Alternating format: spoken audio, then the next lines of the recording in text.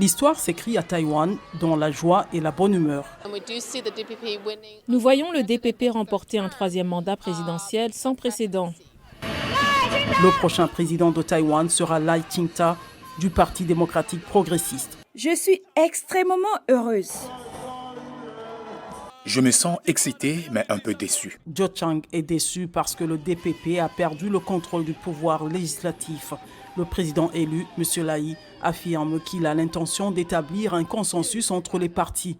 Le candidat du Kuomintang ou KMT partage ses mots d'adieu. Nous devons être unis. Nous voulons un Taïwan uni. Alors que certains partisans du KMT craignent une guerre avec la Chine, les partisans du DPP estiment que l'actuel président taïwanais a renforcé les défenses de l'île au cours des 4 dernières années en resserrant les liens avec des alliés partageant les mêmes idées. Beaucoup de partisans du DPP ici disent qu'ils espèrent que le prochain président, le président Lai, sera en mesure de poursuivre la politique de la précédente Tsai Ing-wen, qui consiste à maintenir Taïwan sur la scène internationale. Aux États-Unis, le président Joe Biden déclare qu'il ne soutient pas l'indépendance de Taïwan. Nous ne soutenons pas l'indépendance. Les responsables de la Commission des affaires étrangères de la Chambre des représentants ont déclaré dans un communiqué « Nous condamnons les tentatives de Pékin d'influencer les élections par la désinformation et la pression militaire et nous applaudissons le peuple de Taïwan pour avoir défendu les idéaux démocratiques. » Taïwan n'a pas besoin de redevenir indépendante. Taïwan est déjà un pays. Nous avons notre gouvernement.